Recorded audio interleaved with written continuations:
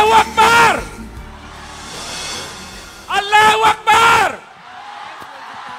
Allahu Akbar! Alhamdulillah. Wassalatu wassalamu ala Sayyidina Muhammad. Wa ba'd. Assalamualaikum warahmatullahi ta'ala wabarakatuh. Ako po ay nanawagan sa lahat ng mga Pilipino na ito ngayon ay itit birthday ng ating Pangulong Rodrigo Duterte. Kami po na mga muro, hindi kami po titigil hanggang hindi po mauwi ang aming presidente na Rodrigo Rua Duterte. Ngayon, kontento ba kayo sa panggoberno ngayon? Dapat pababayin natin ang ating presidente. Bakit ginawa niya ito sa ating presidente na Rodrigo Duterte na kinulong niya doon sa ibang bansa? Wala bang tiwala dito sa ating judiciary? Wala bang tiwala? Kaya ngayon, magkaisa po tayo na manindigan na paalisin natin ang ating presidenteng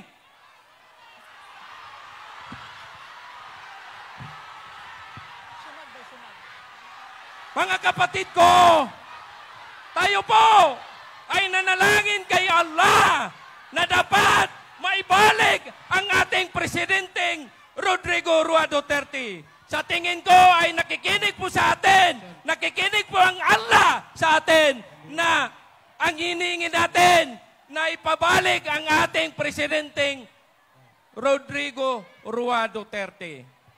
Kami po mga muro, malaking utang na loob namin sa kanya. Ginawa niya yung panahon dito sa Davao na isa lang ang deputy mayor. Yung pag-upo niya na 1988 na nagiging mayor, alam niya ang mga muro na bawat tribo may representative. Ginawa niyang 6 na tribo na deputy mayor. Yun po ang isang legacy ng mga muro na ipinaglaban po ni Duterte. Ang mga muro, patas po ang pagtingin niya sa mga Muslim or Christian o lumad.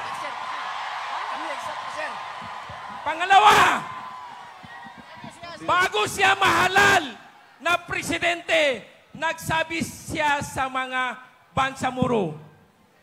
Nagsabi po siya sa mga bangsamoro na kung ako ay magiging presidente, ibibigay ko sa inyo ang Bangsamoro Organic Law.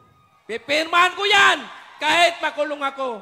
Yung nakaupo po siya, kahit sabi niya, makulong ako ay pipirmahan ko, ibibigay ko sa inyo para may peace ang Bangsamoro. Ngayon, nanawagan po ako sa mga Bangsamoro. Oras natin ngayon. Hindi ibig sabihin na magbabayad tayo ng utang na loob. Nagbigay siya sa atin para sa lahat ng mga muro na nakikinabang sa lahat dito sa Pilipinas. Yung nakaupo po siya ng presidente, nag-appoint po siya ng mga department head, mga Supreme Court, Department of Justice, na 35 na mga muro. Ganon kaganda ang pag-aapamalakad ng ating Presidente Rodrigo Rua Duterte. Tama ba? Ngayon, nararamdaman ninyo ba? May ina-appoint pa ang gobyerno ng mga muro? Dalawa lang siguro. I-compare ninyo sa 35 na mga muro na gi-appoint sa ating President Rodrigo Duterte. Mga kaibigan, mga kapatid ko na mga muro, ngayon, nakikiusap po ako Silent is no option. Lalabas na tayo. Pakita natin na hindi tayo kontento sa administrasyon ngayon ni Marcos. Ninakaw niya ang General Appropriation Act. Alam ninyo ito. Pero ngayon, ininakaw. Bakit ninakaw? Wala pang isang taon, 2 buwan lang. Naubos na ng 65% yung General Appropriation Act ng Budget 2025. Paano mag-sustain yung 35% sa 10 months? Saan na tayo kukuha ng pera? Mangutang naman tayo ulit. Binibinta tayo. Kaya ngayon, gising na kayo mga Pilipino. Tama ba? Ngayon po, tinatawagan po namin ang lahat ng sambayan ng Pilipino. Lalabas na po kayo! Hindi tayo kontento sa panggobyerno. Hindi po tayo may pag-asa pa. Wala po tayong pag-asa. Dapat paalisin natin ngayon siya.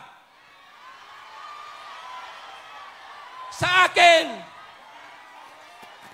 kontento na kami na ang ating Pangulong Rodrigo Roa Duterte, yung pamamahala niya, kasi kaya man natin ipa-extend yung oras niya, yung time niya, pero ayaw niya kasi may batas na 6 na taon lang ang presidente. Pero sila, kaya nagkaganito tayo, kasi may personal interest sila. Hindi sila alis ng gobyerno. Matatandaan ninyo yung tatay niya. Nag-declare siya ng martial law para manatili siyang presidente sa 20 years. Ngayon, nararamdaman ninyo ba? 3 taon na. Ano ang maipakita niya na project dito sa Pilipinas? 3 taon na. Wala. Puro kapal ng mukha. Puro ayuda. Papaano masustain yung ekonomiya natin? Paano tayo lalahog? Paano asenso ang Pilipinas? Kung hindi talaga alisin yung congressman yan na tambaluslos, siya ang nakasira sa ating panggobyerno. Ito lang ang hihiling ko sa inyo, mga kapatid ko. Alisin natin sila. Walang muka. Wala silang garapal na ang mga korupsyon dito sa ating Pilipinas. Manawagan tayo. Kasi ito ang pinaka-historical sa ating Presidenteng Rodrigo Roa Duterte.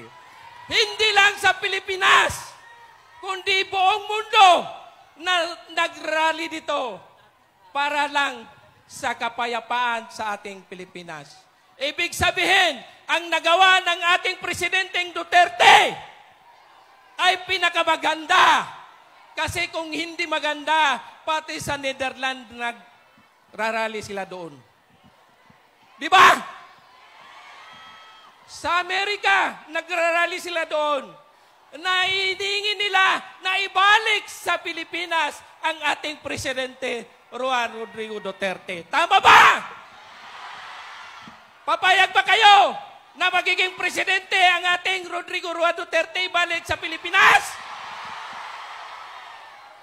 Kaya ngayon, mga kapatid ko, mga kaibigan ko, mga kasamahan ko sa negosyo, ngayon, oras natin ngayon, lalabas muna tayo hanggang hindi mapaalis natin ang presidenteng garapal na ngayon ang korupsyon. Walang hiya. Tayo po ay mahiya tayo. Kami po ay ordinaryong tao. Mahiya nga ako. na magpirma ng hindi maganda. Iyon sila. Dahil sa may personal interest sila. May iniisip sila na mayroon pa silang i-extend na term. Hindi papayag po ang Pilipino. Di ba? Hindi pa kayo papayag? Dapat ngayon, makiisa po tayo. Nanawagan po ako sa lahat na nakikinig. Lalabas na po tayo dito sa Kali. Suportahan natin ang panawagan natin, magkakaisa po tayo. Tama ba? Kasi, i-compare ninyo na first time in history na ang ating President Rodrigo Duterte na inaristo, kinidnap. Nandito na ngayon yung mangidnap. Aeroplano dadalhin sa Netherlands. Dati ban ang mangidnap. Ngayon aeroplano na. Di ba? Tama ba? Tapos ang kaso pa niya, human against humanity. Ha? Kasi kung tingnan ninyo, ang batas natin ay hindi makatarungan yung ginawa nila, yung pag-aresto nila kay President Rodrigo Duterte. Kaya nagkaganito po tayo dahil kinidnap nila ang ating Presidenteng Rodrigo Duterte. Hindi maganda po ang ginawa ng ating gobyerno. Ibinaluktot nila ang batas natin. Bakit hindi binaluktot? Marami kayong mga abogado, marami kayong mga magagaling dyan. Yung Office of the Solicitor General na hindi siya kumampi doon sa sinasabi ng Marcos administration. Kasi alam niya, mali yung ginawa nila. Mali yung pag-aresto nila sa ating presidente. Kinidnap nila. Kaya ngayon, kikidnapin din natin yung administration, paalisin natin, itapon natin sa Philippine side. Tama ba? Allahu Akbar! Allahu Akbar! Duterte! Duterte! Duterte! Kailangan ibalik ang ating Pangulong Duterte dito sa Davao City dahil siya po ang magiging mayor natin dito sa Davao City. Papayag ba kayo? Babalik siya dito! Alam niyo, itong mga tamba-lustos dito sa Davao City, babalik lang sila kung eleksyon, mamimigay sila ng ayuda. Kung walang eleksyon, babay po kayo. Nararanasan niyo po, mga taga-Davao. Ngayon, bahaba ang pamigay ng mga ayuda. Dahil eleksyon. Pero kung hindi eleksyon, hindi ninyo makikita na magpapili din na tambalos-los dito sa Davao. Tama ba? Mga kapatid ko, sana po, pakinggan ninyo ang lahat ng sinabi ng ating President Rodrigo Duterte dahil ngayon, nagsiselebrate tayo sa 88th birthday niya. Pero sa amin, masakit. Hindi namin sinasabi na happy kami. Kaya nilalagay namin na walang happy birthday. Birthday lang. Tama ba? Papayag ba kayo na bukas pa nandito po tayo? Papayag ba kayo na hindi tayo aalis dito? Maraming salamat. Assalamualaikum warahmatullahi ta'ala wabarakatuh. One more! Duterte! Duterte! Duterte! Duterte! Duterte! Duterte! Duterte! Balik na! Ibalik na! Duterte! Ibalik na sa Pilipinas! Davao City! Mayong hapon kaninyo. Dagang salamat sa tanan nga punta dito. Assalamualaikum warahmatullahi ta'ala wa barakatuh.